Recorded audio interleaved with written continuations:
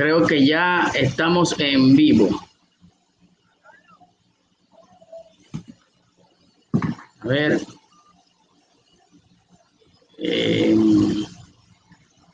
No sé qué pasa acá. A ver.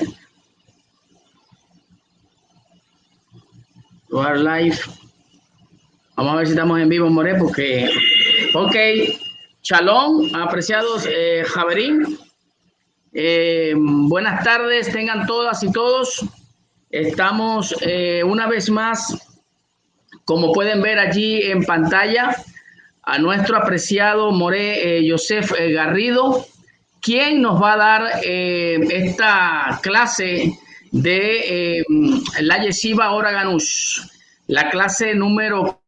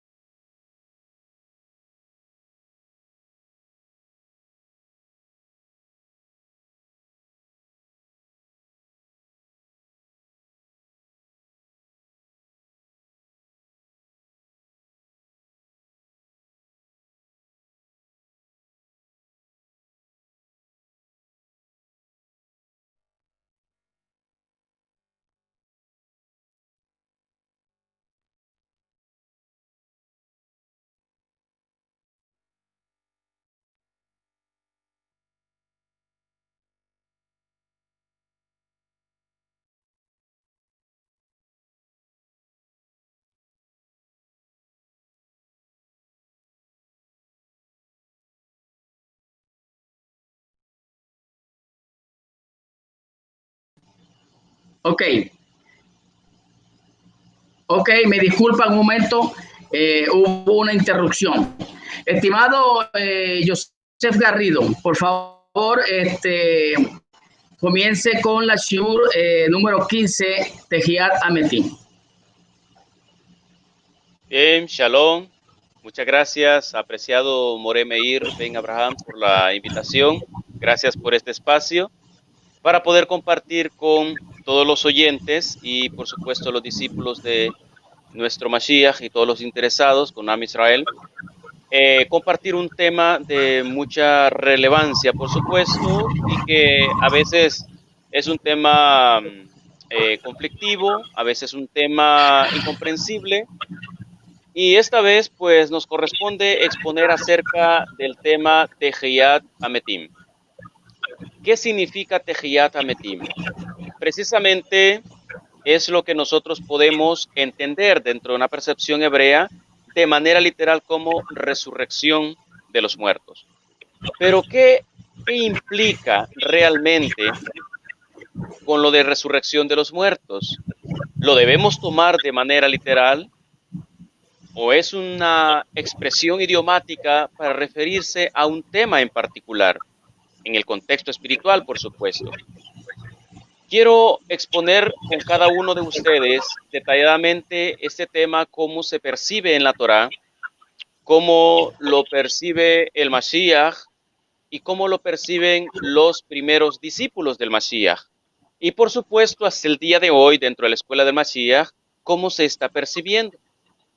El mundo hebreo no es un mundo tan literal, sino espiritual, en esencia, por supuesto, y al momento de expresar una enseñanza, a veces es difícil poder transmitir esa enseñanza de un hebreo hacia una persona gentil. Podemos poner ese ejemplo. Porque un hebreo va a hablar al nivel de una persona hebrea y se entiende esa conexión que hay en la cuestión lingüística, en la expresión metafórica, en todas las alegorías que hay para poderse comunicar. Los idiomas no pueden traducirse tan literal, sino que deben interpretarse. Ahora, para que una persona pueda entender el mensaje esencial que se transmite de un idioma hacia otro debe pensar como nativo del idioma en el cual se está transmitiendo el mensaje de manera original. En este caso hablamos de Tehiyat Ametim. Entonces la persona, digamos, de habla hispana, para poder entender qué es Tehiyat Ametim, a qué se refería el Mashiach, la escuela de los primeros discípulos con Tehiyat Ametim, entonces debemos pensar como hebreos, porque es un término en hebreo. Los pensamientos son variables de una cultura hacia otra, de un pensamiento hacia otro, de un tiempo hacia otro, de una región hacia otra, y como es una ley universal dentro de la creación que todas las percepciones son subjetivas, entonces por esa razón, cuando encontramos un término hebreo, debemos buscar a pensar como hebreo, entender la historia, entender el concepto hebreo, porque una persona de una cultura hispana lo va a percibir de una manera subjetiva, acoplada a la cultura hispana. Y una persona nativa en la cultura inglesa, el término Tehiyat Ametim lo va a percibir también de acuerdo a esa cultura inglesa. Y así en cada idioma y en cada cultura donde se esté desplazando o escuchando este término hebreo Tehiyat Ametim. Muy bien, como introducción, vamos a ver las diferentes percepciones que hay y básicamente yo les quiero transmitir la percepción religiosa occidental en cuanto al tema resurrección de los muertos. Tehiyat Ametim. Quiero que presten mucha atención, no se distraigan con otro tema, si hay que revisar algo, revísenlo después, porque este es un tema de los tantos que hay en la Torá, un tema muy delicado. Y debido a que no se le ha prestado la atención adecuada, es que se ha percibido de forma errada y se ha distorsionado el concepto de Tehiyat Ametim. Nos vamos a ir, por supuesto, a los textos que tenemos disponibles para poder transmitir la idea original. La percepción religiosa occidental, pueden ver en sus pantallas, en cuanto a Tehiyat Ametim, es que su idea particular se origina a partir del verbo latino resurrexi, o también su relación con el verbo latino resurrectum, que significa resurgir o renacer. Esta es una idea, ¿verdad?, que se da a entender con resurrexi o resurrectum, de algo que desfallece y vuelve a levantarse. Un ejemplo claro que les voy a colocar es que un árbol se cae y solo o milagrosamente se vuelve a levantar. Entonces, ese concepto de resurrexi o resurrectum de latín, del idioma latín, también aplica para una persona que muere y vuelve a revivir, así. De ahí se expande a través de la religión cristiana, llámese en todas sus ramas, y sus derivados, la creencia que sostiene que una persona puede recobrar la vida después de haber muerto, incluso después de tener muchos años de haberse desintegrado su cadáver. Es decir, ya no hay señales de cuerpo en la tierra, se descompuso, se desintegró, se hizo polvo, no existen los huesos ni el cabello, absolutamente nada. Entonces, a esa parte se le aplica resurrexi o resurrectum, que significa resurgir o renacer. Muy bien, esa es la percepción religiosa occidental.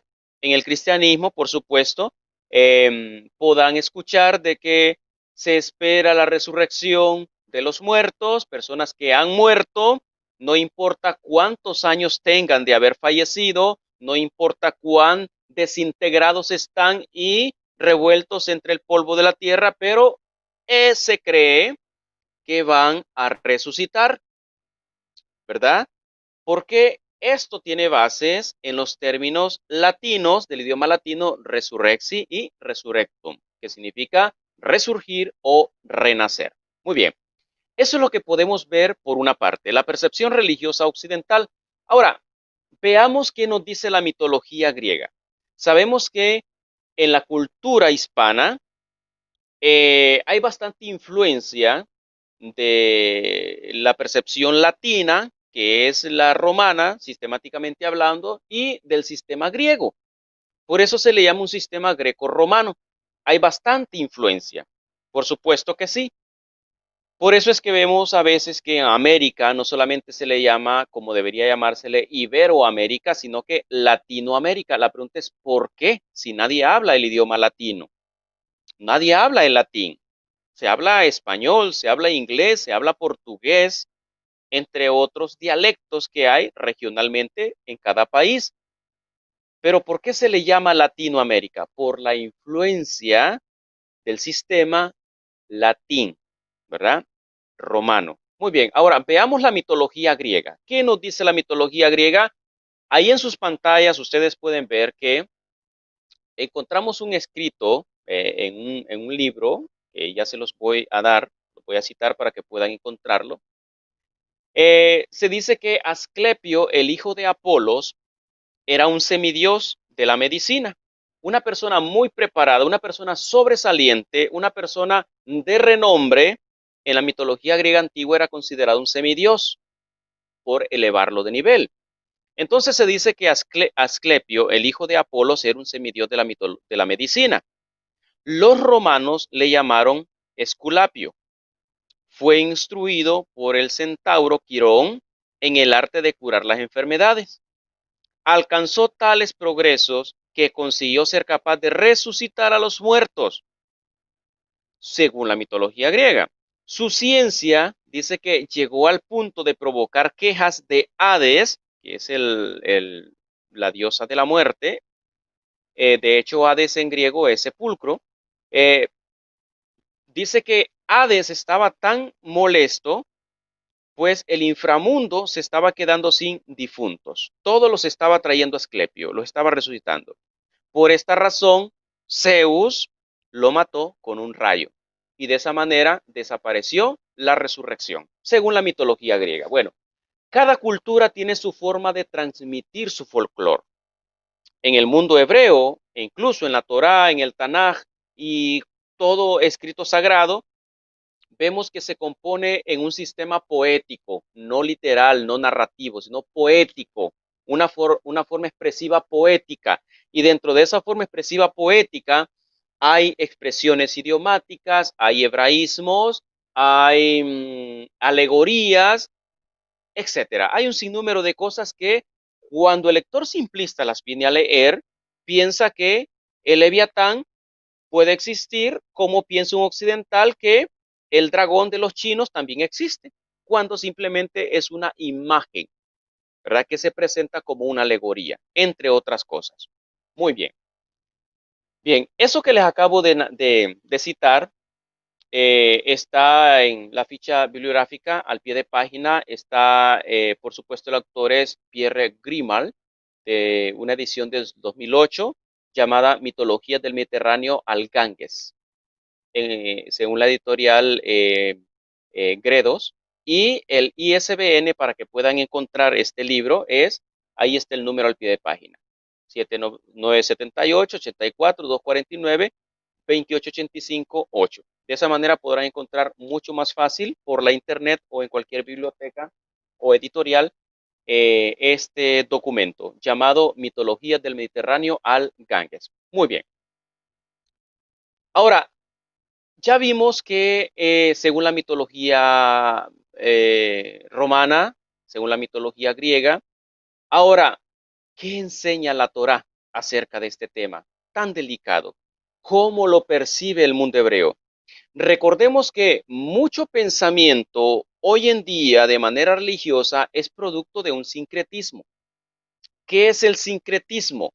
Es la unificación de pensamientos variados e incluso contrarios, y de ahí se forma una sola doctrina. Ese es un sincretismo. ¿Sí? Es una mezcolanza que hay. En otras palabras, la Torah lo llama cha'anes, es una mezcla prohibida, ¿verdad? Debemos pensar, claro, porque eso trae mucho daño a la vida espiritual de la persona. Muy bien. Ahora, ya vimos la mitología romana en breve, la mitología griega en breve. Ahora, ¿qué nos dice la Torá? Vamos a citar los textos que la Torá nos da. Por ejemplo, encontramos un texto en Berechit, capítulo 2, verso 16 y verso 17, y nos dice, Vayetzar Hasem Elohim al Adam lemor, Mikol et Agam Ajol. Y ordenó Hasem Elohim sobre el adámico diciendo, de todo árbol del huerto, ¿verdad? Ajol Togel, comer comerás. Ume et Adaat Toberra'a, pero del árbol del conocimiento del bien y del mal, lo tojal, no comerás. Hay una prohibición. Lo tojal, no comerás. ¿De qué? Umet adaat to verá lo tojal. Del árbol del conocimiento para bien y del conocimiento para mal, no comerás de él. ¿Por qué? Mimeno ki bayon ajaleja, mi menú motamot. Porque en el día que comas de él, muerto morirás. Ahí comienza el tema de Tehiyat Ametim. Pero ¿cómo? Veamos los textos. Ustedes pueden ver marcado en rojo el término en hebreo Mot Tamut. ¿Sí? Pueden encontrar ahí Mot Tamut. Precisamente lo que ven ahí marcado en rojo, sí, y sombreado, Mot Tamut. La palabra Mot significa muerto. La palabra Tamut significa morirás. Pero ¿por qué la Torah dice Motamut, muerto morirás? Obviamente, la palabra Mut se está refiriendo a la primera muerte que experimenta el ser humano, ¿verdad? Y es donde debe trabajar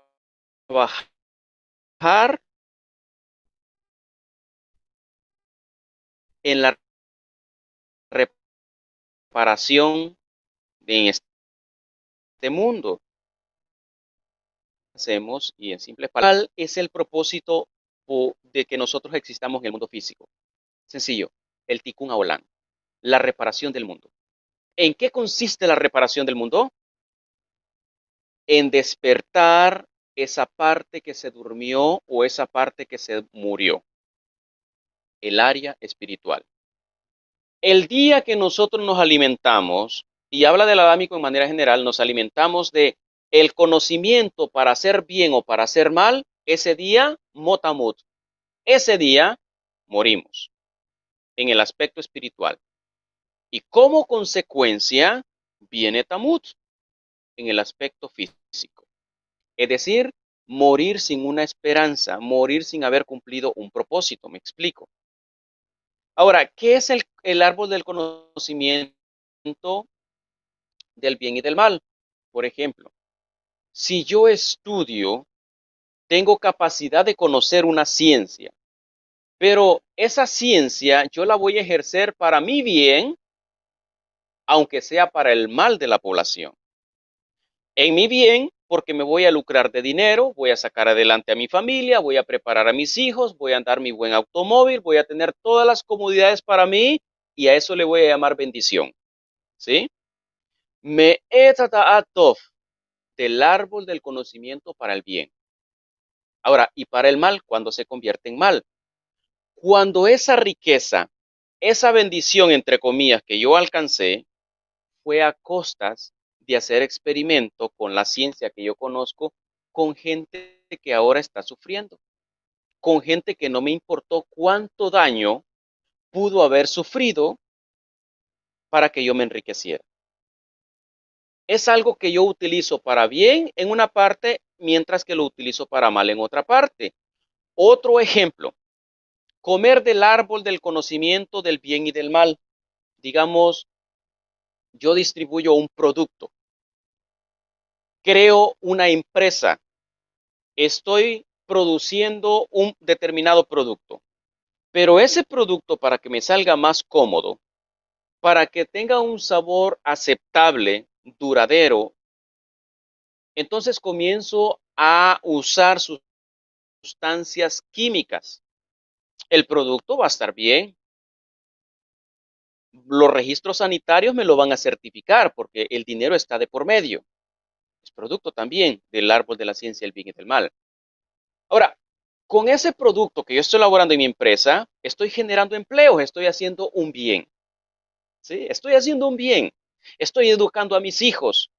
Mis empleados están educando a sus hijos, están alimentándose, están haciéndose de sus bienes, están beneficiándose y ellos le llaman a eso bendición.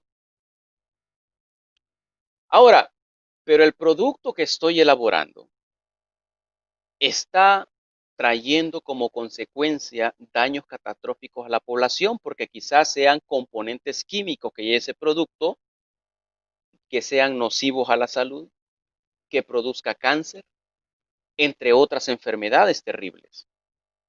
Por una parte, tuve un grupo de personas que se beneficiaron y me bendijeron por ser el dueño, ser el patrón de ellos, bendijeron mi empresa porque se beneficiaron económicamente de ella. Y yo también como dueño. Pero por otra parte, hay otra población que está sufriendo. Está sufriendo cáncer quizás por los componentes químicos que yo agregué a mi producto.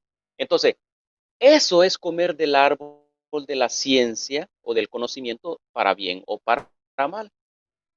Pienso que esto pues nos va a dar una reflexión y es un tema pues muy aparte, pero solamente lo menciono para que comprendamos esto. El día que hagamos eso, ahí entra la muerte espiritual, mot. Y el estar perseverando en ese mot, esa muerte espiritual, si no le doy cabida a la tejiyat metim, entonces tamut, morirás, sin esperanza, sin haber cumplido un propósito, solo veniste a este mundo a hacer lo contrario y como productor de, digamos en mi caso, como un productor de productos, valga la redundancia, productos con componentes químicos nocivos a la salud del consumidor, entonces no trabajé en el Tikkun Olam, no rectifiqué, sino que causé más daño. Vine a causar estragos. Por lo tanto, muerto, moriré. Me morí espiritualmente por haber comido del fruto del árbol de la ciencia del bien y del mal y ahora moriré físicamente sin esperanza. Bien. Habiendo aclarado estos conceptos, vamos a proseguir a lo siguiente. En el libro de Berechit, capítulo 6, verso 4, encontramos una narrativa de una generación que era consecuencia de esta Kelalá, Motamut. Nos dice en Berechit capítulo 6, verso 4, muchos lo han conocido y de hecho está muy mal interpretado. Dice, Anefilim ayu ba'aret bayamim ahem, vegan ajareken, asher yabohu bene a Elohim el benot Adam, veyaltu lahem. Dice que los caídos estaban en la tierra en aquellos días y después que se allegaron los hijos de los dignatarios a las Banot Adam, a las hijas del Adámico, entonces engendraron, obviamente. Ahora, algunos exégetas, la palabra nefilim la traducen como gigantes, pero no quiere decir gigantes del aspecto literal o de un aspecto genético. Los nefilim o pueden ser gigantes en el aspecto metafórico o no pueden ser gigantes en el aspecto metafórico. Pero en este caso está dando una narrativa particular que como eran hijos de las Banot Adán, hijas del adámico, humano espiritualmente elevado, entonces fueron producto de una mezcla. Por una parte, los Bene a Elohim, hijos del sino a dignatarios, porque el término Elohim se usa para creador, juez, dignatario, una persona importante. En el caso de Moshe, el Eterno le dijo, tú serás Elohim para el faraón. Y Aarón tu hermano será como profeta. Los jueces son llamados Elohim en algunos casos. ¿Ya? En este plano, en Bereshit capítulo 6, verso 4, están siendo llamados Elohim los hijos de los dignatarios o los dignatarios. A Elohim, recordemos que lleva un artículo, a Elohim, los dignatarios. Entonces, los caídos, los Nefilim, estaban en la tierra en aquellos días, ¿verdad? Estaban en la tierra en aquellos días. ¿Quiénes son los Nefilim? Los caídos espiritualmente.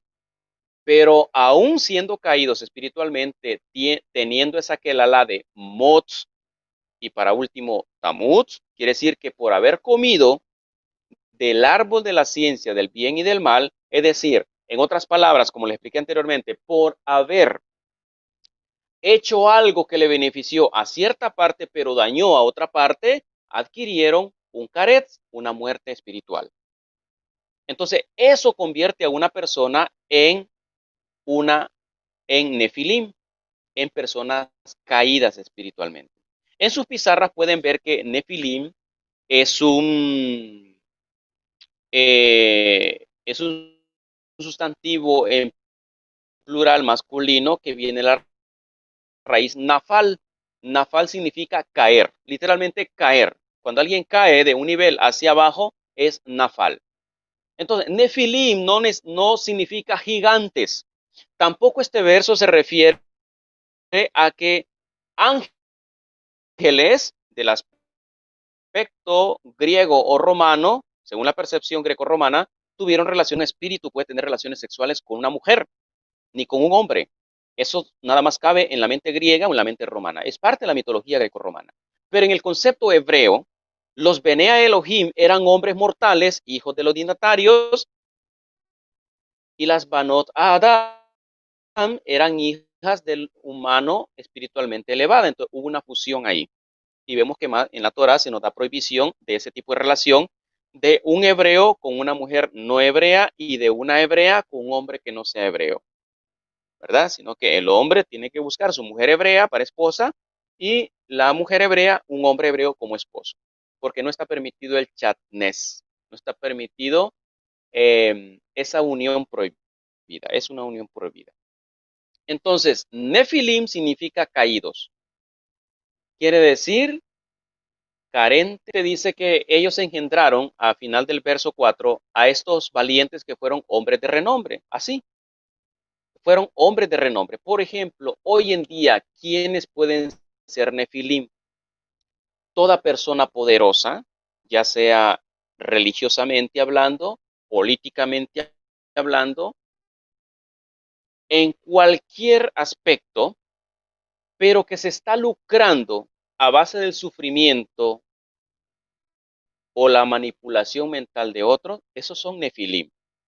Son caídos espiritualmente y son nefilim como producto de haber obtenido un caret, es decir, un mot, una muerte espiritual.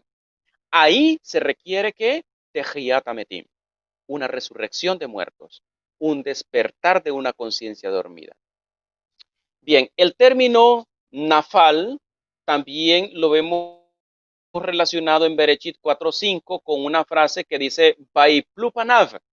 Vaiplupanav es para aplicarlo como quien dice y decayó su semblante o decayó psicológicamente o decayó espiritualmente alguien. Cuando quizás estamos tristes, cuando se nos ve en nuestro rostro un decaimiento, estamos tristes, acongojados, decepcionados, estamos depresivos, entonces se usa el término Vaiplu Panav, ¿sí? Que se relaciona bastante con Nafal. Nafal, ¿sí? Vaiplu Panav. Entonces veamos la relación que hay, nada que ver con genética de gigantes, sino que se relaciona directamente a algo espiritual, a decaer espiritualmente, decaer psicológicamente o que nuestro semblante caiga. Así de sencillo. Muy bien. Eso es lo que vamos encontrando en la Torá. Vamos ya entrando en materia a este tema. Como les dije, mucha concentración, porque este es un tema extremadamente muy delicado Y lo que les voy a explicar a continuación va a ser de manera muy reveladora, basado en el maestro de maestros, el Mashiach. Ya vimos lo que dice la Torah. Ahora, ¿cómo percibía Rabbi Joshua este tema? Me voy a basar no en una interpretación particular. No me gusta exponer de esa manera porque no tengo cómo sustentarlo. Pero en este caso me voy a sustentar en las enseñanzas del Mashiach y en lo que dicen y explican los primeros discípulos del Mesías y que está documentado, por supuesto. Bien, ¿cómo percibía Rabbi Joshua este tema? Encontramos lo siguiente en el texto, en el formato griego de Mateo 5:22 y en el formato hebreo de Toldot y Joshua capítulo 34, cuando dice, Vayomarlo y Joshua va a Jare, va a Suf, ametim ligbor metehem. ¿Qué quiere decir? Y le dijo Joshua a él, sígueme y deja que los muertos entierren a sus muertos. ¿Sí? Sé que muchos se saben de memoria este texto, lo han leído más de una decena de veces, pero ¿cómo se interpreta este texto? Cuando Rabí Joshua se expresa de una manera hebrea, ¿sí? El hebreo para un hispano es muy complicado comprenderlo. Igual, para un hebreo es complicado entender a un hispano. Incluso entre hispanos nos cuesta entendernos, porque quizás por los modismos que hay o los regionalismos, un extranjero no nos va a entender. Lo mismo es un hispano con un hebreo máximo del siglo I, en este caso, con la narrativa que el autor expone de que Rabí Joshua dice, deja que los muertos entierren a sus muertos. ¿Sí? Algunas veces hay regionalismos o modismos en algunos países de habla hispana que quizás se dice, eh, voy a dejar descansar en paz a fulano de tal, que se murió, pero esa es una alegoría, porque él ya está descansando, ¿sí? Se murió, está descansando, está en la eternidad, se fue, ¿ya? Entonces, ¿a qué se refiere una persona cuando dice, lo voy a dejar descansar o le voy a desear un buen descanso? ¿Acaso es necesario expresarlo de manera literal? No, es una alegoría que se refiere a no estarlo mencionando para situaciones incómodas que no le honrarían a él estando en vida. Mencionarlo para criticarlo, recordarlo para señalar errores. No, eso es dejar descansar en paz. Pero no es que cada vez de que le mencione, el muerto se va a incomodar y va a decir, déjenme en paz, ya dormir. No. Bueno, en este caso, no nos entendería un hebreo que nunca haya venido acá a América escucharnos hablar de esa manera. Ahora, cuando dice un hebreo, deja a los muertos, enterrar a sus muertos, no está hablando de cadáveres que van a enterrar cadáveres, literalmente hablando. Está hablando de aquellos que adquirieron mot, una muerte espiritual, caret, que ellos entiendan con los que tienen caret. Entonces, Rabí Joshua le dice a esta persona, tú sígueme, tú sígueme. ¿Por qué le dijo, mira, deja que yo vaya a enterrar a mi padre? Entonces, el autor se nutre, ¿verdad? Perdón, se pule, transmitiéndonos una nutrida enseñanza que dice que Rabí Joshua le respondió, pues sígueme y deja a los muertos enterrar a sus muertos, o sea, deja que tu padre se entienda con lo de su nivel de percepción y tú sígueme. Porque si sigues más escuchando a tu papá de una manera espiritual, pues vas a terminar como él, está transmitiendo una enseñanza muerta, mientras que yo tengo palabras de vida eterna, te van a ayudar a resucitar. El propósito del Mashiach es precisamente ese, ¿sí? Que como nosotros tenemos un solo fin de existir, que es Tikkun Olam, remediar el mundo, entonces Rabbi Joshua viene a despertar esa conciencia dormida para que podamos remediar el mundo. De lo contrario, no podremos remediar el mundo. Entonces, encontramos esa parte ahí. No es literal que un muerto va a enterrar a sus muertos. Se está refiriendo a que los muertos espirituales se entiendan con los muertos espirituales. Tú sígueme si quieres salir de ese círculo del primer mod, del caret. Sigamos comparando las enseñanzas de Rabí Joshua Minasrat, el Mashiach de Israel. En el Todot de Joshua, en el formato hebreo, capítulo 98, y en el formato griego de Mateo 23-27, encontramos lo siguiente. Dice, Oy la gen a jajamim, vea perushim, vea janefim. Hay de ustedes los sabios y fariseos corruptos. Y él está hablando a gente sabia religiosamente, ¿verdad? Los sabios y los fariseos eran vistos en eminencia como máximas autoridades espirituales por los clanes que dirigían. Hay de ustedes los sabios y fariseos corruptos que son semejantes a sepulcros blanqueados que parecen por fuera ser bonitos delante de los seres humanos, pero por dentro de ustedes están llenos de huesos de muertos y de inmundicias. ¿Era cierto eso de manera literal? No, los huesos de los fariseos y de los sabios estaban vivos, no tenían inmundicia en su interior. Está expresando de manera poética. Perdón, está usando expresiones idiomáticas para referirse a que espiritualmente estaban muertos. Aunque la gente los veía cantar, los veía servirse, se veían los salmos de memoria, la Torá recitaban, pero sus acciones no estaban conectadas, porque le hacían bien a su clan religioso, pero le hacían daño a la demás parte de Israel que querían que lo siguieran a ellos. Entonces, veamos las expresiones idiomáticas que se utilizan relacionando a los muertos. Los fariseos y los sabios no estaban muertos literalmente, no eran cadáveres, no apestaban literalmente, pero sí espiritualmente estaban muertos. Tenían una conciencia totalmente dormida. Ellos habían adquirido mot por haber comido del árbol de la ciencia del bien y del mal.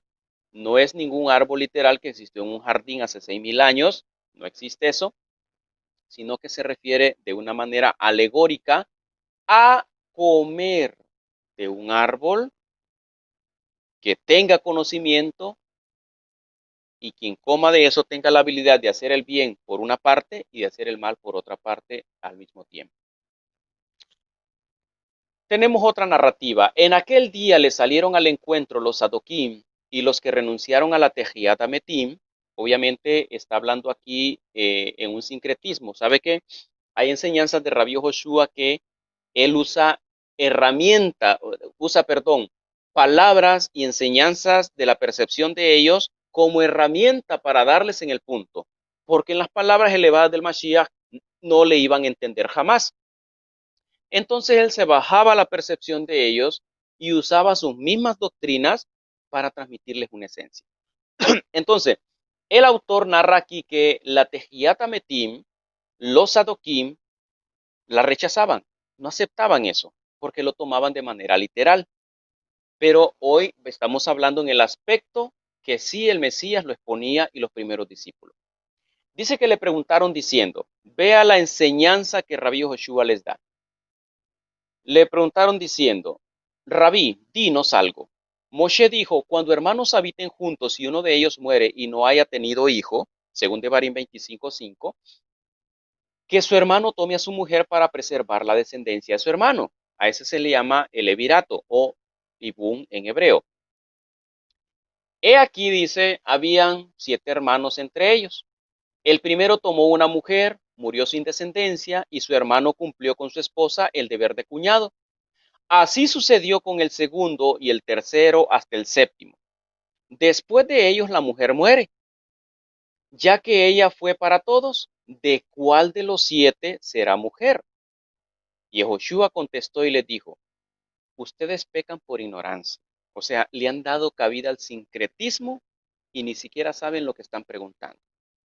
Vea, ustedes pecan por ignorancia y no entienden los escritos ni el poder de Elohim, por el mismo sincretismo religioso. Y dice, en el Yom HaTekuná, los hombres no tomarán mujeres ni las mujeres hombres. Solamente serán como malachim, como mensajeros de Elohim en los cielos. ¿No han leído acerca de la Tejiat Ametim que Hasem les habló a usted diciendo, yo soy Hasem, Elohim de Abraham, Elohim de Isaac y Elohim de Jacob? Si es así, él no es Elohe Ametim, no es un Dios de muertos, sino Elohe Ahaim, un Dios de vivos. La Jaburá escuchó y se asombró de su sabiduría. Terrible, tremendo en otras palabras. Ellos estaban, su conocimiento, su sabiduría estaba aplastada por el sincretismo religioso. Y Rabí Joshua les dice, señores, ustedes están pecando por ignorancia. No entienden a qué se refiere la misma Torah cuando dice el Eterno, aún de estar muerto Abraham, Isaac y Jacob, y él dice, yo soy el Dios de ellos, pero ya están muertos físicamente. Sí, pero espiritualmente dejaron un legado que hasta el día de hoy entre nosotros vive. Entonces, es Elohe Jaim, es un Dios de vivos. Entonces, la Tejiyat Ametim se refiere a eso. Dice que en el Yom HaTekuná, en el día de la resurrección, los hombres no es como propósito que en ese día tomen mujeres, sino que despierten conciencia y que trabajen en el objetivo por el cual han venido a este plano físico. ¿Cuál es? Tikkun Olam, la rectificación del mundo, la reparación del mundo. Ese es el único objetivo que el ser humano tiene y con el que ha venido al plano físico. Remediar el mundo. Pero ¿cómo vamos a remediar el mundo? El primer paso es acercarnos a Hashem y resucitar esa conciencia que un día se nos durmió cuando los brazos del sistema nos opacó y nos ahogó la conciencia. Entonces tenemos que despertarla. De nada sirve que tú sepas toda la Torah de memoria, que hables hebreo, que tengas tu kipá, que tengas nacionalidad judía, etcétera. De nada sirve que tengas genes judíos si estás cortando árboles, si estás haciendo daño a tu semejante, si estás contaminando el ambiente y si estás destruyendo tu entorno, porque eso es todo lo contrario al Tikkun Olam. No venimos a este mundo para contaminar, para destruir, para causar daños. Venimos para todo lo contrario a eso, para reparar, para reforestar, para limpiar, para crear conciencia. El ser humano tiene el paraíso que se merece. Por lo tanto, construyamos. Entonces, dice que seremos solamente como malachim de Elohim, o sea, mensajeros de Elohim en el Yom HaTekuná. Ese es el propósito de resucitar espiritualmente, ser como mensajeros del Eterno. Como que el Eterno mismo estuviera aquí en la tierra, así sería nuestra actuación, pensar como creadores, y a eso se refiere el texto de Bereshit cuando dice que a imagen y semejanza de Elohim lo creó. ¿A quién? Al adámico. Varón y hembra los creó. Y fue llamado Adán. Bien, aquí vamos adentrándonos un poco más, un poco más. Ahora volvemos a ver otro texto donde está relacionado Rabí Joshua y nos dice que sucedió que cuando Yehoshua terminó de dar las instrucciones a sus 12 talmidim, se fue de ahí y les ordenó a enseñar y ya amonestar en sus ciudades, es decir, amonestar del pecado. Mire, eso no es lo correcto, no hay que destruir árboles, no hay que contaminar, no, hay que crear conciencia, hay que cuidar. El ser humano merece el paraíso que tiene, así que construyámoslo, ¿verdad? Rectifiquemos, a eso se refería. Y a enseñarles, por supuesto. Dice que cuando Yohanan estaba atrapado, el mismo texto que estamos viendo en pantalla, escuchó los hechos de Yehoshua y envió a dos de sus talmidim diciéndole, ¿eres tú el que está destinado a venir o esperamos a otro? En otras palabras, ¿estás trabajando lo suficiente? Recordemos que aquí le está hablando un maestro a Rabí Joshua, aunque sean primos. Pero Yohanan ben Zabdi, bien Sejaría, o conocido Yohanan Amadbil, fue rabino de Rabí Joshua.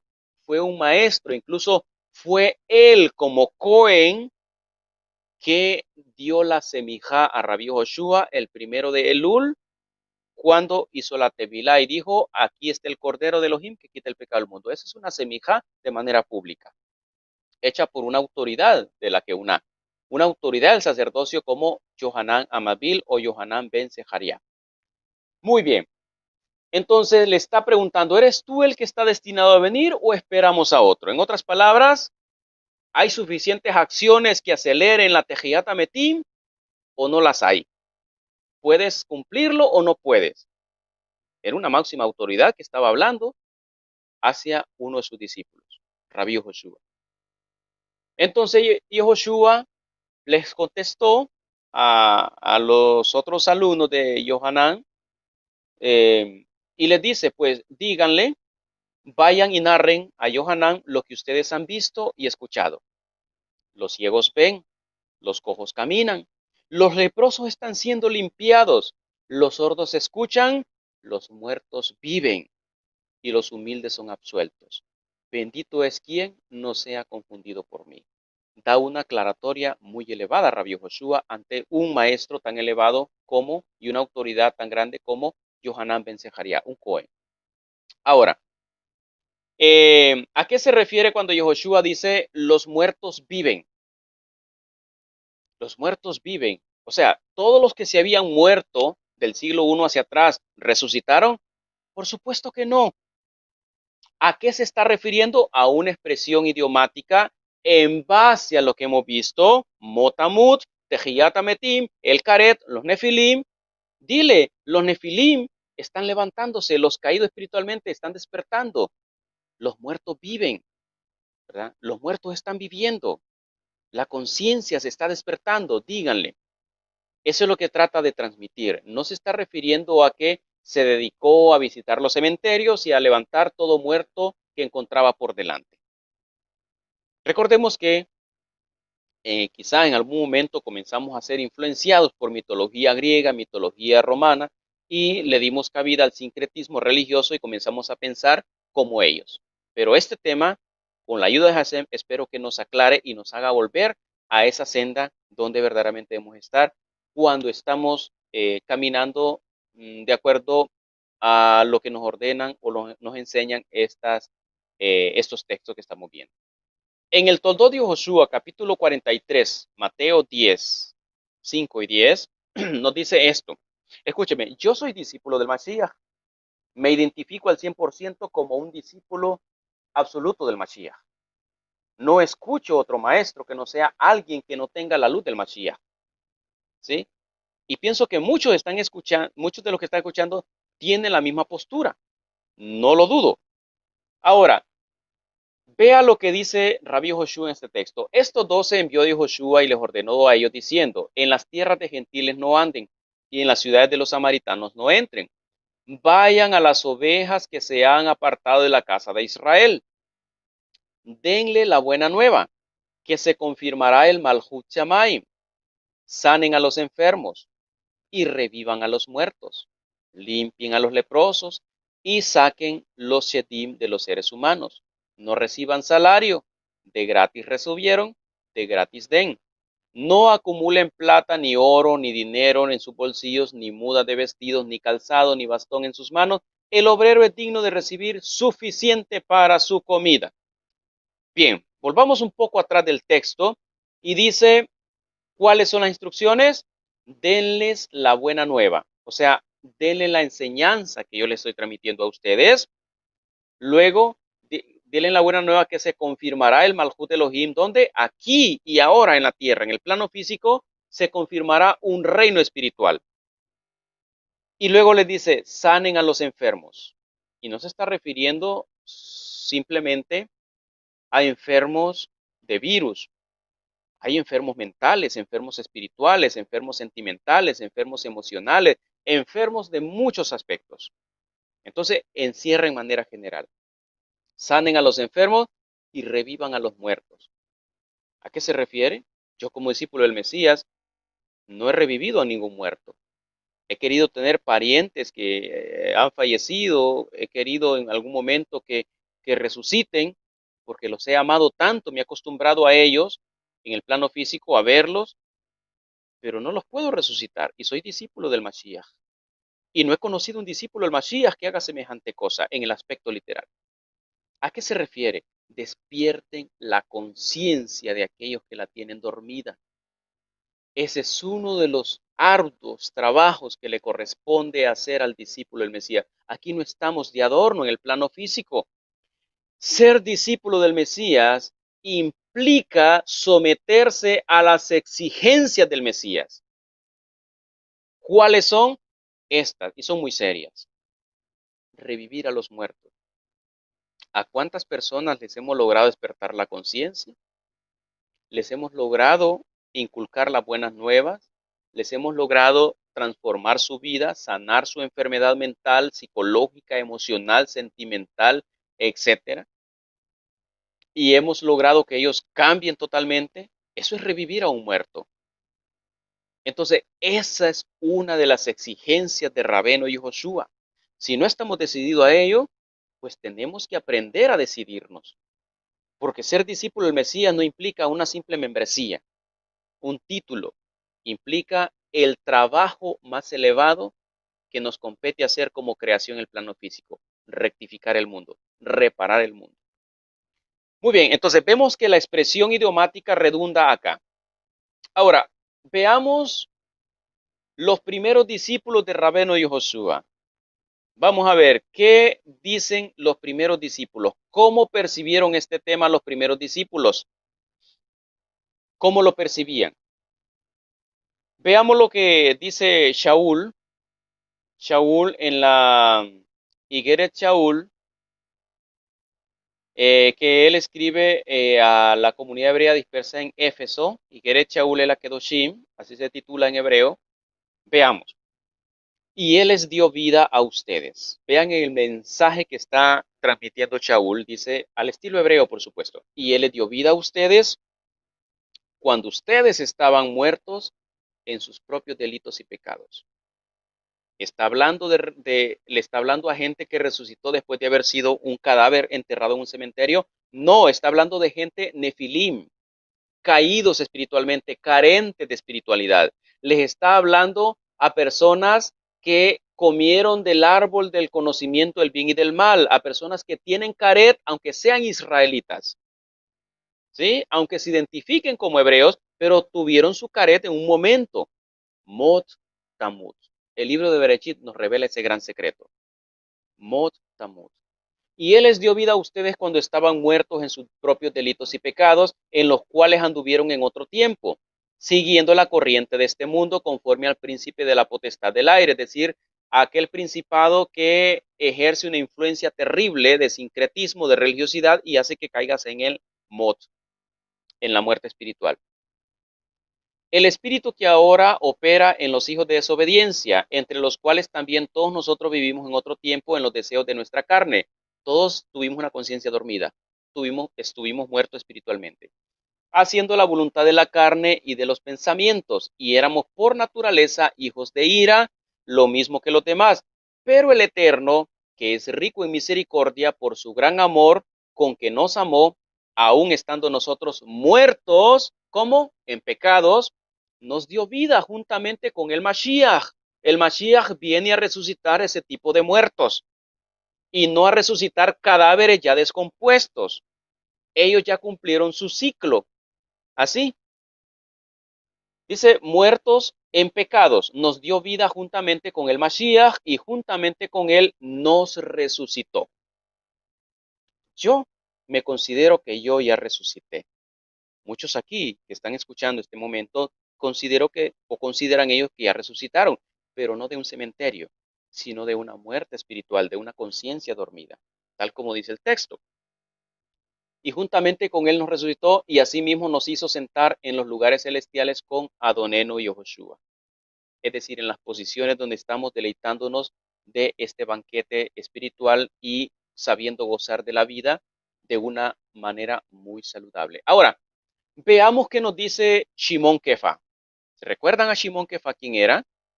Fue el alumno más destacado de Rabbi Joshua. Andaba muy cerca de él y de hecho fue el sucesor cuando Rabbi Joshua cumplió su ciclo y murió.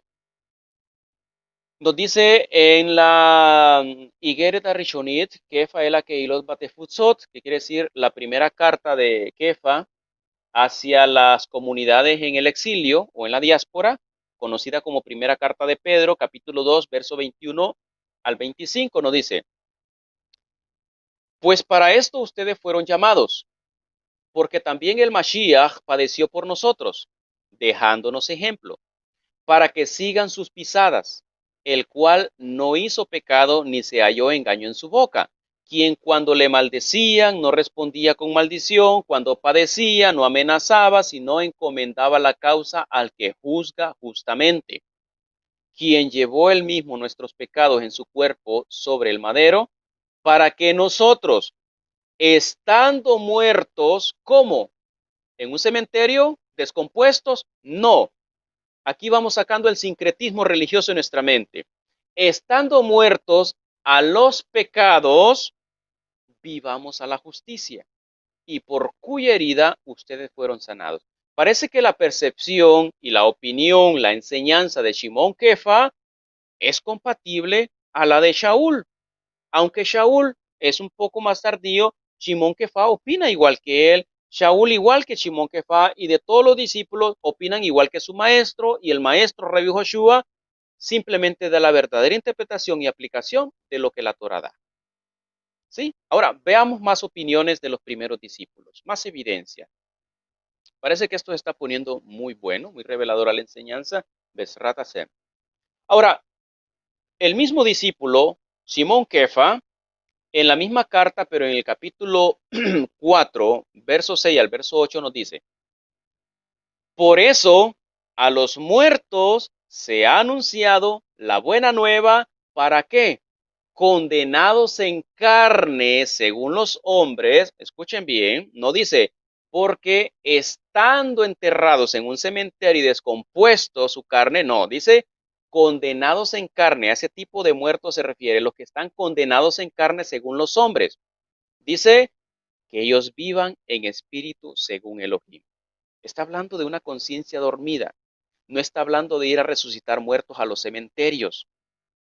Ese simplemente es un ciclo, Javerim. Es un ciclo y es una realidad que debemos entender. El sincretismo nos ha hecho entender otra cosa. Mas el propósito de todas las cosas se acerca. Sean pues sobrios y velen en tefilá, en introspección. Y, ante todo, tengan entre ustedes ferviente amor, porque el amor cubrirá multitud de pecados. Por supuesto, cuando amamos a una persona, la acogemos con amor, nos estamos amando en una jaburá, eso nos permite no pecar, no dormir nuestra conciencia.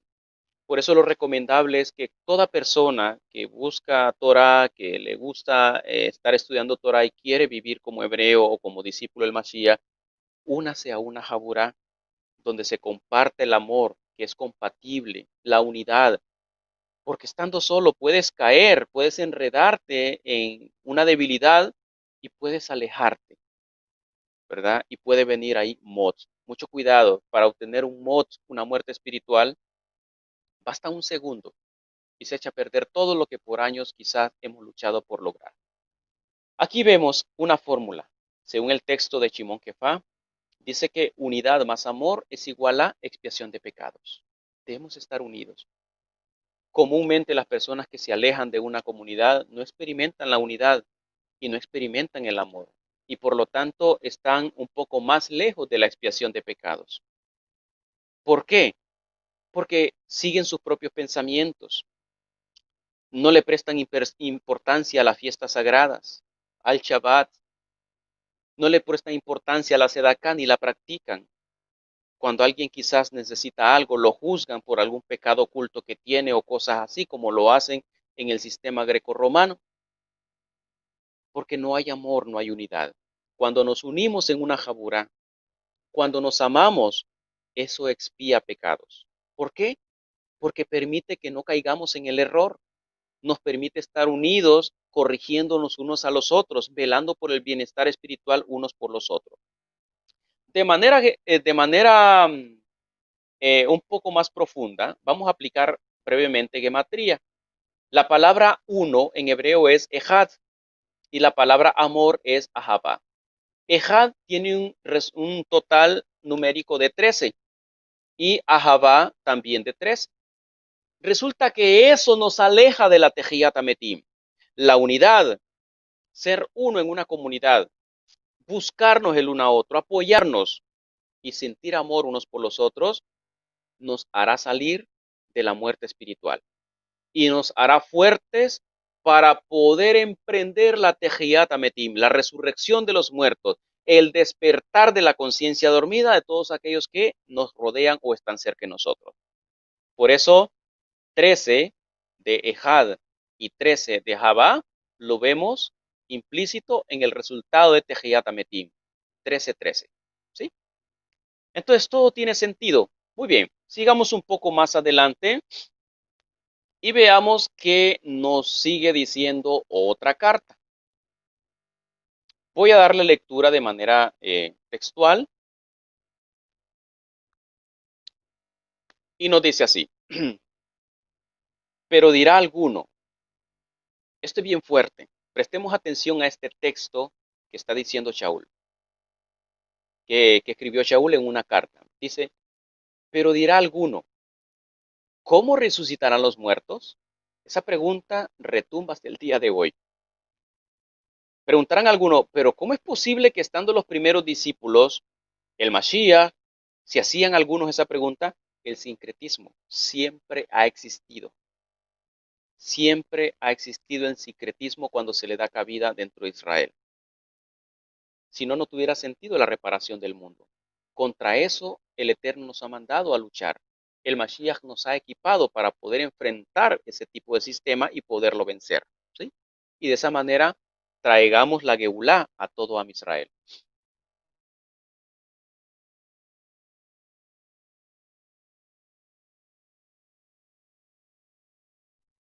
Dice Shaul, necio, lo que tú siembras no se vivifica si no muere antes. Y lo que siembras no es el cuerpo que ha de salir, sino el grano desnudo, ya sea de trigo o de otro grano. Está hablando en una metáfora muy elevada, para que ustedes vean cómo expone un misterio profundo un hebreo, con expresiones idiomáticas, con alegorías. Dice que si no el grano desnudo, ya sea de trigo o de otro grano, pero el Eterno le da el cuerpo como él quiso y a cada semilla su propio cuerpo. No toda carne es la misma carne, sino que una carne es la de los hombres y otra carne es la de las bestias, otra la de los peces y otra la de las aves. Y hay cuerpos espirituales y cuerpos terrenales. Pero una es la gloria de los espirituales y otra es la gloria de los terrenales. Mucho cuidado que cuando hable acá el texto de cuerpos espirituales no se está refiriendo a ángeles, esos que fueron creados por la mitología griega, hombres blancos con una túnica, con una aureola sobre su cabeza, con alas, espada que vuelan, ¿verdad? No, no existe eso. Nada más es una percepción, nada más es una percepción de la mitología griega, ¿sí? Es una percepción de la mitología griega. Ahora, sino que se refiere a cuerpos espirituales, personas que viven en el plano físico como seres espirituales. Sigue el texto. Una es la gloria del sol y otra es la gloria de la luna y otra la gloria de las estrellas. Pues una estrella es diferente de otra, es diferente de otra en gloria. Así también, escuchen bien, así también es la resurrección de los muertos. Se siembra en corrupción, resucitará en incorrupción. Se siembra en deshonra, resucitará en gloria. Se siembra en debilidad, resucitará en poder. Se siembra cuerpo animal, resucitará un cuerpo espiritual. ¿A qué se refieren esas expresiones de un hebreo? Se requiere una mente hebrea para entenderlo. No se está refiriendo a que vamos a enterrar un ladrón y cuando resucite después del cementerio, 100 años después, ahora es un hombre santo. Eso es absurdo. Eso es lo que el sincretismo religioso ha querido inyectar en la mente de muchos hebreos que estamos dispersos en el exilio. No quiere decir que si un corrupto es enterrado, muere haciendo corrupción, le hizo daño a medio mundo y de repente 100 años después sale del cementerio, se reintegra todo, no sé cómo le hará, va a salir no el corrupto que enterraron, sino que ahora sale un hombre santo. No, eso es absurdo, sino que se está refiriendo a que si una persona sembró corrupción, la resurrección consiste en el antónimo, en incorrupción, que practique la incorrupción y entonces el corrupto estará resucitando, ¿sí? Estará despertando su conciencia. Se siembra en deshonra y resucita en gloria. Quiere decir que si su vida anduvo sembrando deshonra, cuando la persona sea gloriosa por la honra que está sembrando, ya resucitó, ¿sí? Nada más es un estado de conciencia. Eso es todo, ese es todo el proceso, un estado de conciencia en el humano que respira, que come, que duerme, que bebe, que habla. Es un estado de conciencia. Se siembra en debilidad y resucita en poder. Se siembra en cuerpo animal, es decir, refiriéndose a los bajos deseos que se deja llevar por un instinto, pero resucita en un cuerpo espiritual. Una persona que aunque ande en este cuerpo, en el plano físico, piensa como espiritual y ocupa su tiempo para estudiar Torah, para practicar la justicia, para hacer tefilá, para la comunión con los javerín, para ayudar a los necesitados, etcétera, etcétera. Es una persona resucitada. Sigamos el texto. Es un poco largo, pero esto nos va a aclarar muchas cosas.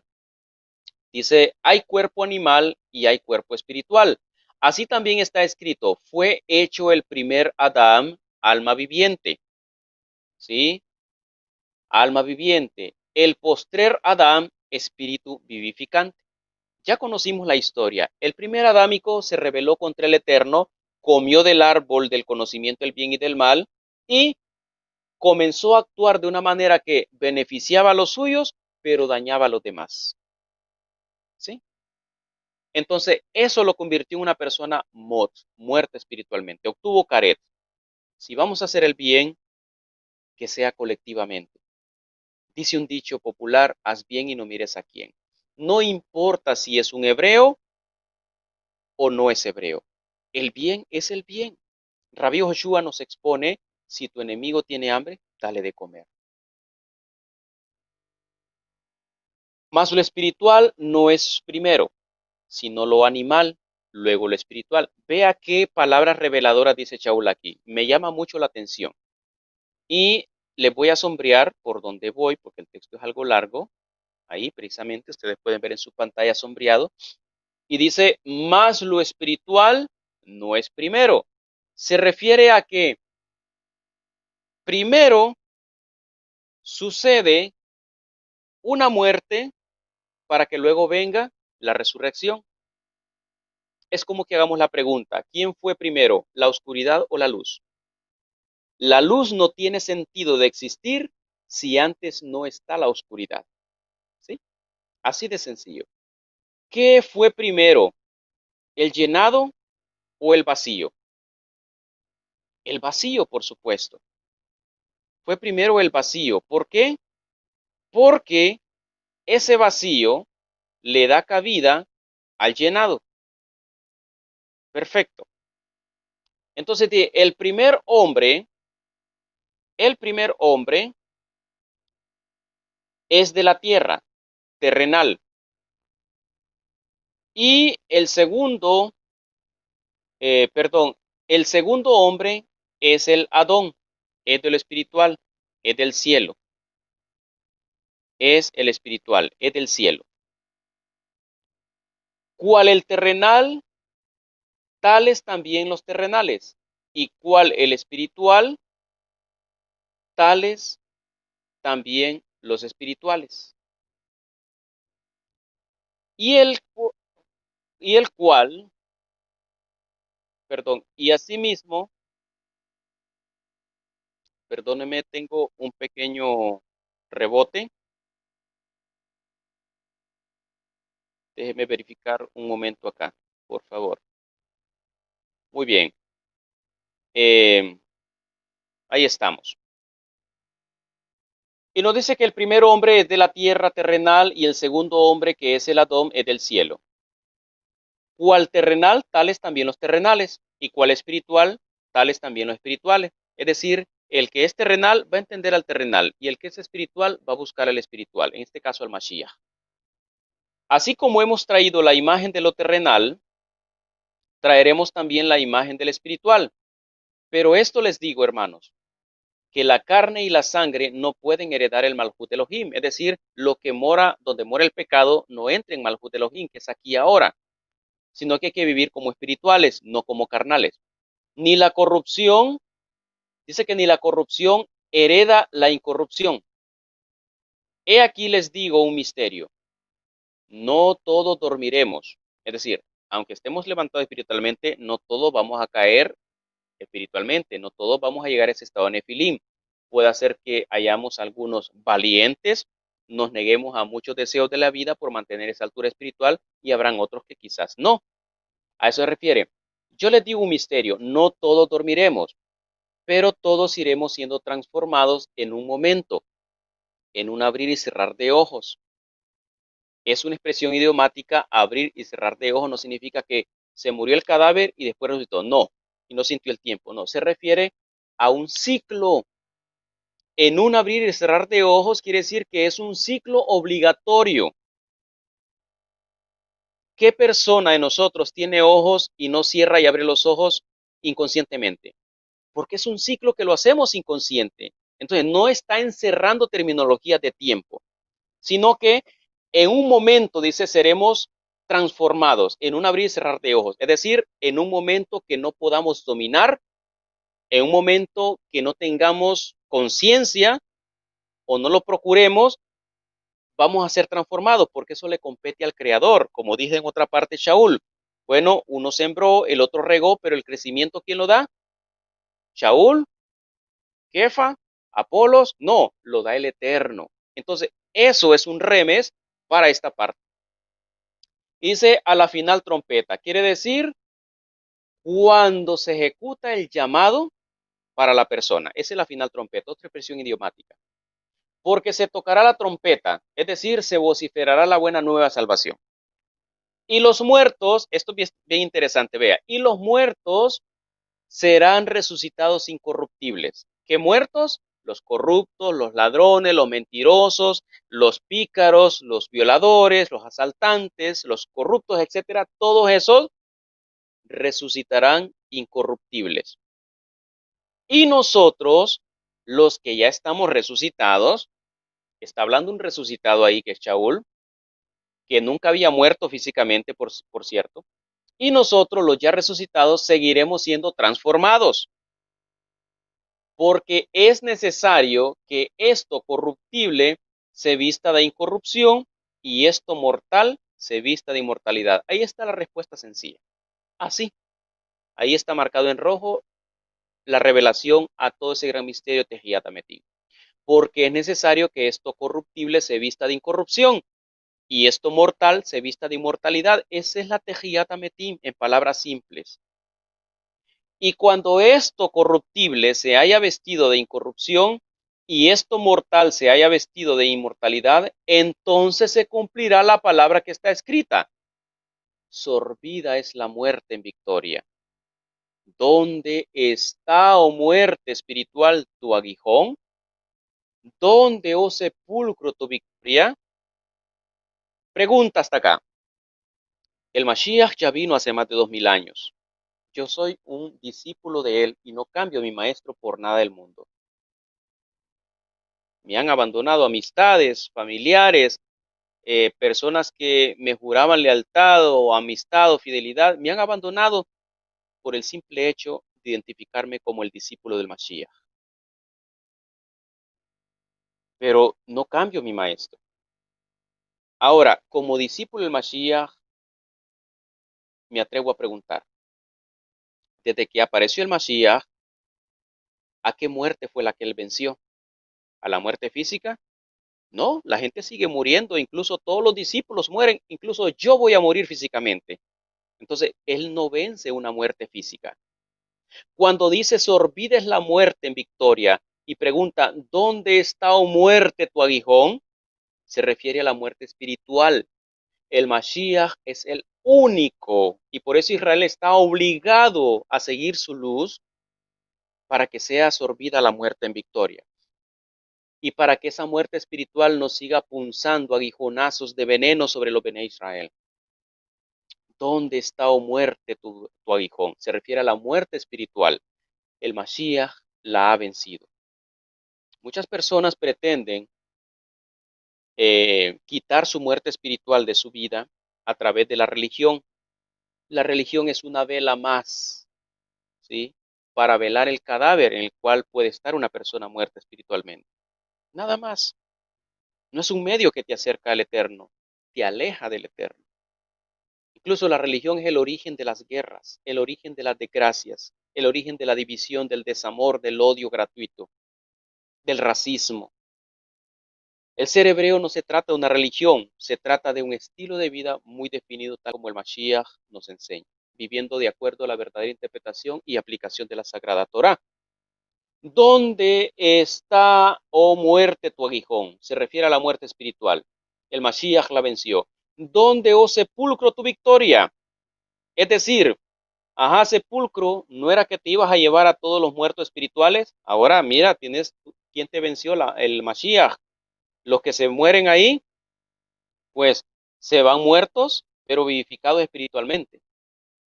Los que estamos vivificados, resucitados espiritualmente, nos vamos al sepulcro, pero el sepulcro ya no tiene esa victoria de llevarse personas muertas espiritualmente. Quizás sí, pero está la opción y la bendición de elegir que no. Ya que el aguijón de la muerte es el pecado y el poder del pecado la misma Torah. Es decir, la Torah señala al pecado y la Torah condena al pecado.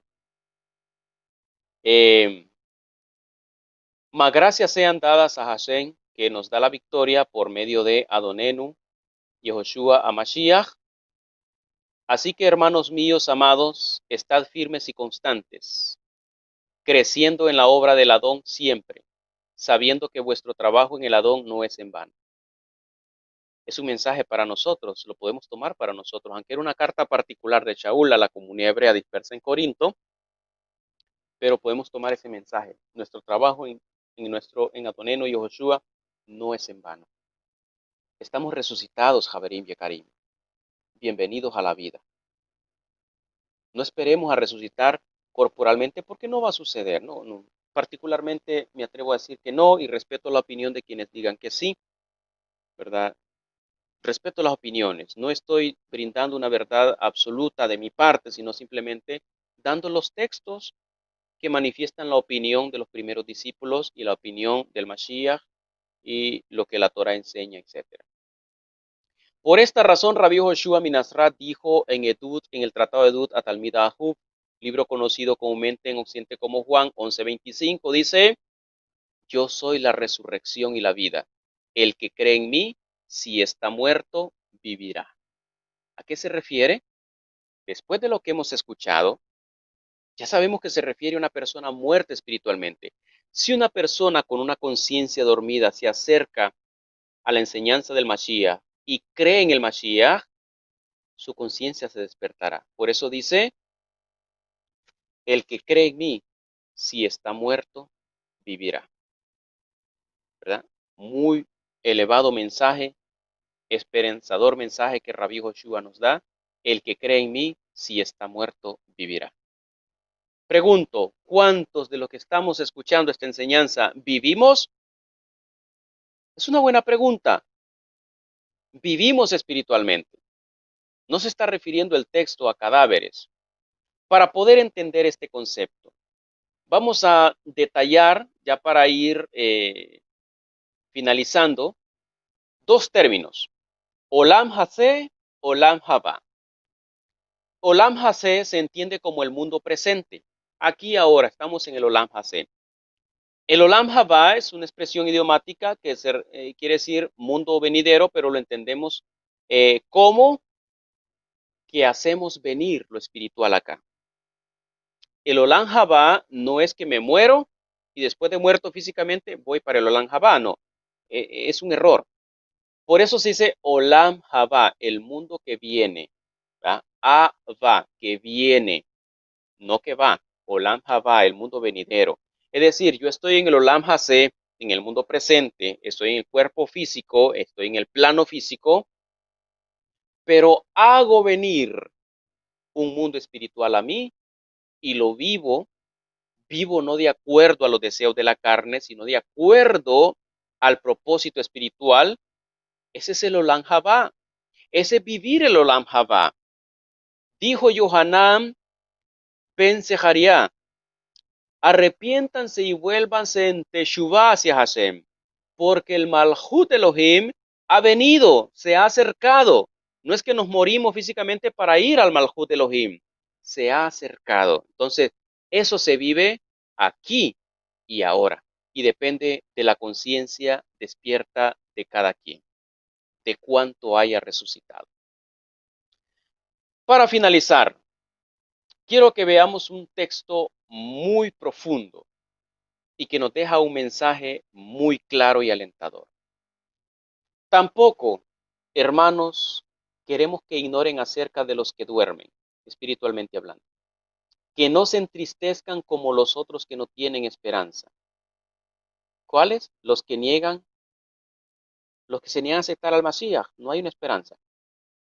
Porque si creemos que Yehoshua murió y resucitó en nosotros, así también traerá Hasem con él a los que duermen espiritualmente. Por lo cual les decimos esto en palabra del Mashiach, que nosotros que vivimos, espiritualmente hablando, que habremos perseverado en la venida del Mashiach, es decir, ese Olam Haba, esa venida del Mashiach, no seremos más que los que durmieron espiritualmente. O sea, no nos vanagloriemos.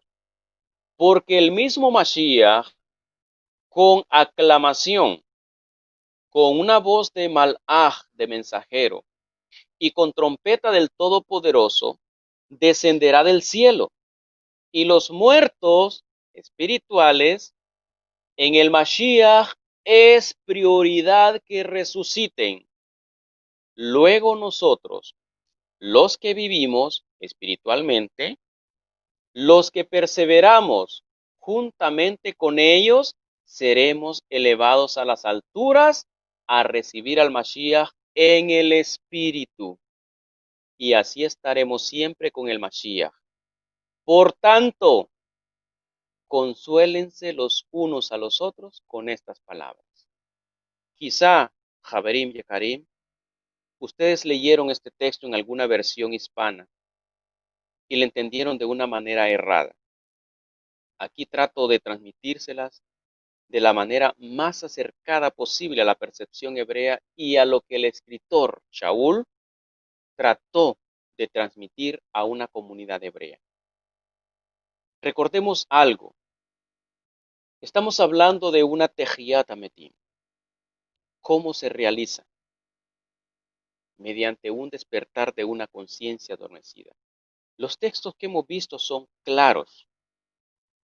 Con esto quedan derrumbadas los muros, las paredes que agobian o que atrapan el conocimiento del pueblo hebreo en la dispersión y que muchas veces le hace pensar de cosas totalmente diferentes. Por ejemplo, en este texto cuando dice que juntamente con ellos seremos elevados a las alturas a recibir al Mashiach en el Espíritu.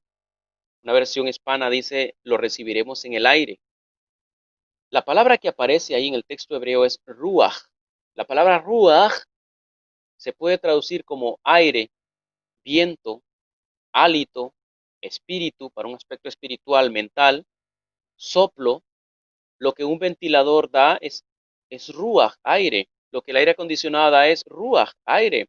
Lo que tú soplas con tu boca es ruach, es aire. El espíritu de trabajar que tú tienes, los ánimos, ese valor con que te levantas cada día, esa actitud para trabajar positivamente, eso es ruach, es una actitud positiva. Entonces, lastimosamente al traducirlo como aire, se pierde la percepción, se tergiversa. Entonces la percepción es en espíritu, o sea, en nuestra mente, en nuestro corazón, recibiremos al Mashiach con las personas que resuciten espiritualmente. Hasta aquí puedo dejar la explicación de Tehiyat Ametim. Agradezco mucho su atención. Espero se haya entendido de manera muy clara. Si hay preguntas al respecto, pues estamos abiertos para poder responder y basados en la percepción hebrea y en los textos que podamos citar. Un abrazo a todos y les agradezco infinitamente por escuchar y poner atención a este tema. Y recuerden siempre, la Tehiyat Ametim es un efecto que nosotros debemos provocar, comenzando por nosotros, para poder afectar a los que nos rodean. Shalom y un abrazo a todos. Shalom, shalom. Muchas gracias, estimado Moré Yosef Garrido. Excelente la exposición, dejando claro una vez más lo que es dentro de la percepción hebrea la Tehiyat Ametim. Estimados, vamos a tomar 2 o 3 preguntas, por favor, si las tienen por allí, porque tenemos algunos inconvenientes con la internet. Entonces, a ver si hay alguna pregunta. Es el momento de realizarla. Aprovechamos que tenemos al maestro Yosef Garrido con nosotros.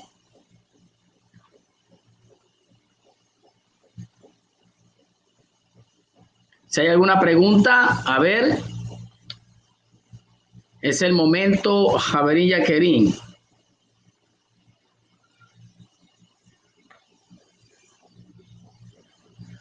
Ok, estimado William Ramírez nos dice, ¿qué opinión le merece la teoría de la evolución del alma en el ser humano? Es decir, la reencarnación, la mal llamada reencarnación, de lo que hoy día se habla tanto. Estimado Moré Yosef. Gracias. En hebreo hay un término conocido como Gilgul. Gilgul. Volvemos a caer en el concepto del sincretismo. ¿Cuánto daño le ha causado a nuestro pueblo? Gilgul no se refiere a una reencarnación, es decir, murió mi abuelo o mi padre y se reencarnó en mí. Y él me está escuchando y él está usando mi cuerpo para hacer cosas. No. Eso es una creencia egipcia que en su momento pues influyó sobre Israel. Esa creencia perdura en la percepción hinduista y de alguna manera ha influenciado a la simiente de Israel que está dispersa en esos alrededores. Ahora, ¿qué entendemos como Gilgul en esencia, según la percepción hebrea? Gilgul no es reencarnación, es una encarnación. Encarnación, sin la re. En otras palabras, es la encarnación de las cualidades que se van transmitiendo generacionalmente. Por ejemplo, mi abuelo murió hace muchos años atrás. Mi abuelo era honesto, era sencillo, ayudaba a las personas, tenía muchas cualidades despiertas, muy desarrolladas. Murió físicamente. Ahora, el Gilgul sucede cuando yo imito o despierto y desarrollo las cualidades que mi abuelo tenía. Eso se le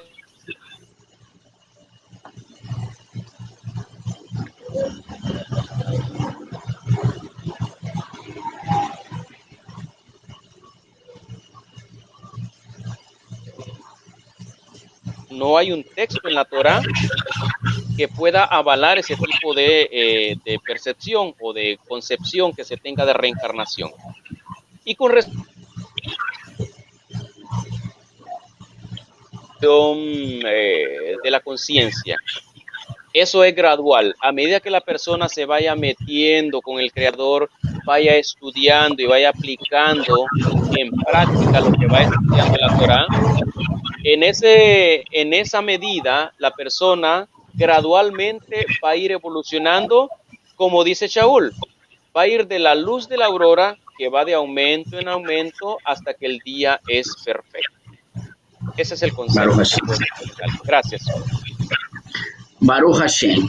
Bueno, William, esperemos que la respuesta haya sido de su agrado. ¿No hay alguna otra pregunta por allí? Javerilla Kerim. Ok, tomamos esta otra pregunta, More Joseph, de William. Dice, los cabalistas hablan mucho de este asunto. ¿Por qué? Porque argumentan que nuestra alma no puede evolucionar en una sola vida. Bueno, yo creo que ya More Joseph la respondió. Si tiene algo más que decir, More. Bueno, como mencioné en la charla previa, el único objetivo que tiene el ser humano aquí en la Tierra es el Tikkun Olam. No hay otro objetivo, ¿verdad? Los que buscan esa respuesta, ahí está la respuesta. ¿Por qué vivo? ¿Con qué propósito el Eterno me mandó a la Tierra? Tikkun Olam. Rectificar el mundo, rectificar el plano físico. ¿Cómo? Inyectarle a la humanidad la voluntad divina. Ponernos en la posición como que si nosotros fuéramos el creador, así de plano, ¿ya? Pensar como él, actuar como él mismo actuaría ante una situación. Si fuéramos nosotros el creador y preguntáramos, ¿quiero yo la destrucción para esos árboles? ¿Quiero yo la contaminación para ese río? Entonces no lo contamino, no los corto. ¿Quiero yo el daño para esas personas que no son hebreas? Bueno, yo las creé, yo las hice, no, entonces no les voy a hacer daño de esa manera. Entonces, el detalle y el asunto es que cuando nos llenamos mucho de teoría, nos ocupamos tanto en la teoría y estamos dejando que nuestra vida se vaya desperdiciando. La única manera de aprovechar nuestra vida en el Tikkun Olam es la práctica, la praxis, ¿verdad? Por ejemplo, estudiamos 1 hora al día la Torá, tenemos 23 horas para practicarla. No es que la vamos a estudiar 23 horas para practicarla 1 hora, no. Pero con 1 hora que la estudiemos o 2 horas diarias, tenemos el resto de horas para rectificar el mundo. Pero a veces nos llenamos de tanta teoría, de tanto conocimiento y al final no nos ajusta la vida para practicar ni la cuarta parte de todo lo que aprendimos. Entonces, nuestro enfoque debe ser en la práctica para el Tikkun Olam. Excelente, excelente. More, vamos a tomar otra pregunta interesante para toda la audiencia que nos ve, la que nos dice Alonso Fuentes. Alonso dice, Shalom More, conforme a lo que hemos visto hasta este momento, ¿cómo queda el libro de Enos? Capítulo 6. Físicamente, Rabí Yoshua resucitó, una pregunta. ¿Y cómo podemos entender la resucitación de Elazar? More Joseph. Perfecto. Parece que escuché el libro de Enos. No sé si escuché mal. Libro de Enos. Sí. ¿Cómo queda el libro de Enoch, capítulo 6? El libro de Enoch. El libro sí. de Hanoch. Libro de Hanoch. Muy bien. Debe ser Hanoch. Sí, Hanoch. El libro de Hanoch es un libro muy complejo para entender. Claro, todo ese libro se desprende de lo que está escrito en Bereshit capítulo 6.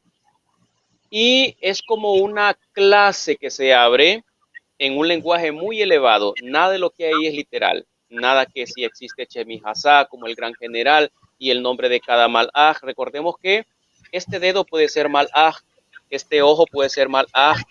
Todos los miembros y tendones del cuerpo son llamados malajim. Entonces, el libro de Hanoch es como una radiografía del ser existente. Veámoslo de esa manera para poderlo entender. De lo contrario, no le vamos a encontrar conexión con nada. Y lo que vamos a crear en una percepción subjetiva es un escenario en el aspecto de fantasía, un escenario mental que no existe, ¿verdad? Entonces, es un libro muy serio, muy complejo de percibir y se requiere una yeshiva específica para ello. Muy bien.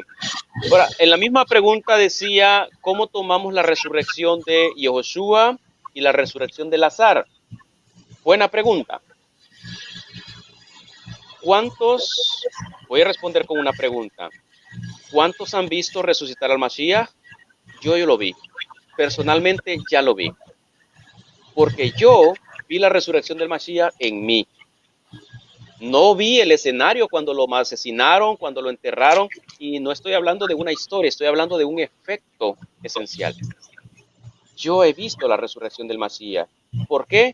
Porque yo provoqué la resurrección del Mashiach en mi vida y le di cabida a su resurrección en mi vida. Y como dijo Shaul, ya no vivo yo, ya no vive Shaul, ya no vive Joseph, ahora el Mashiach vive en mí. Shaul resucitó al Mashiach en su vida y el Mashiach resucitó en la vida de Shaul, y lo mismo pasó en mí y en los demás Talmidim que pueden estarme escuchando. Ahora, entendamos la expresión que está utilizando el, el autor de los textos que está hablando de la muerte, resurrección del Mashiach. ¿Cuál es el mensaje que trata de transmitir?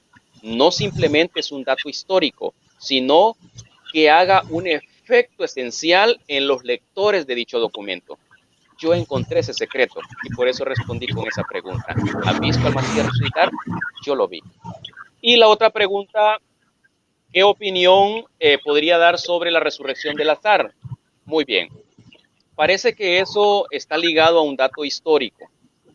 Me llamó mucho la atención como discípulo del Mashiach, cuando yo comenzaba en esos pasos de seguir al Mashiach, Rabbi Joshua. Yo digo, ¿cuál era el interés de resucitar a Lázaro? ¿Cuál era el interés?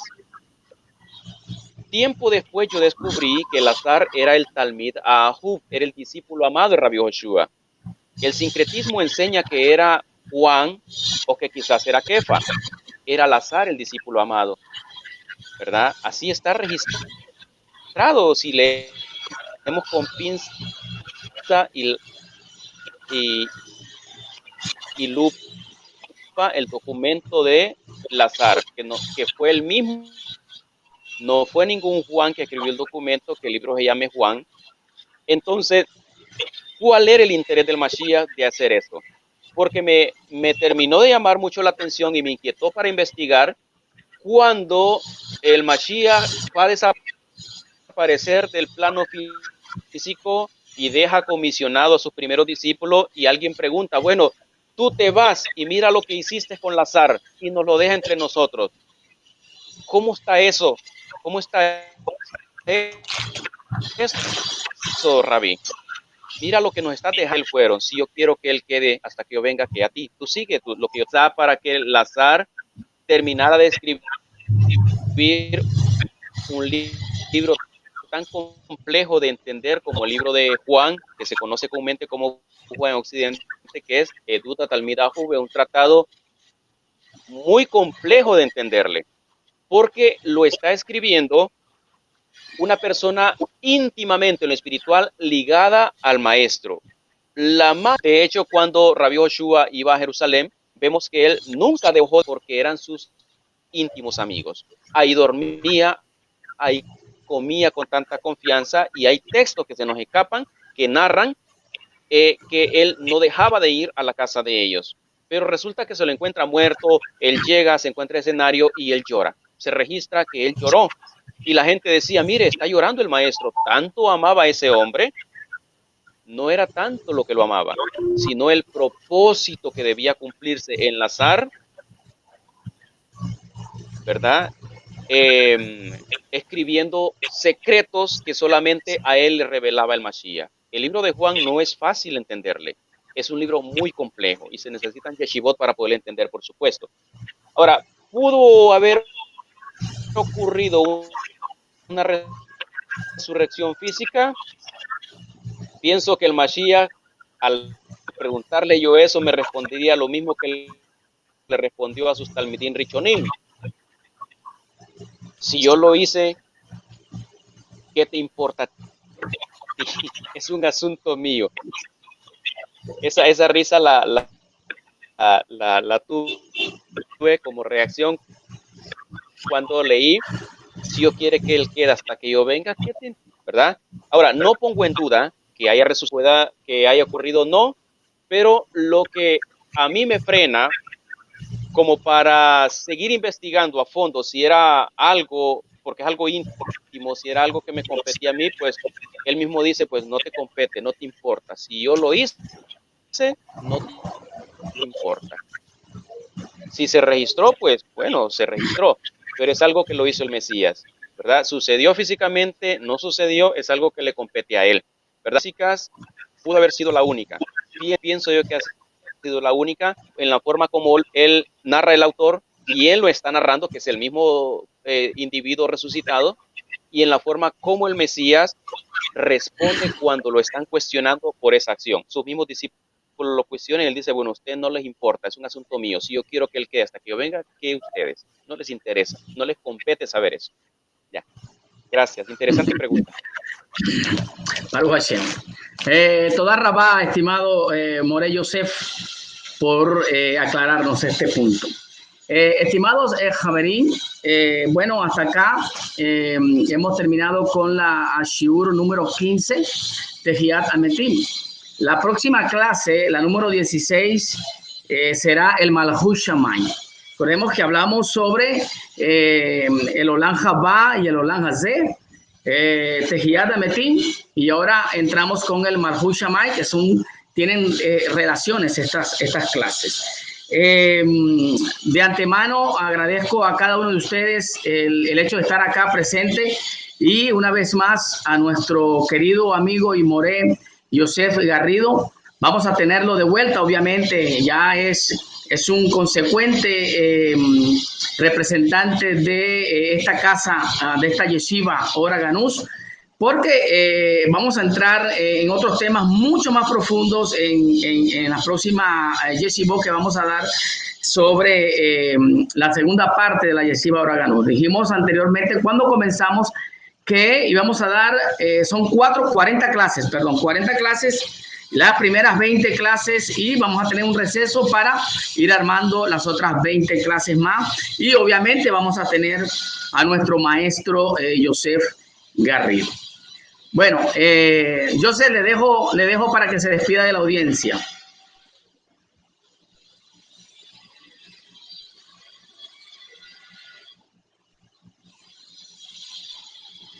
Joseph Garrido, ¿me escucha?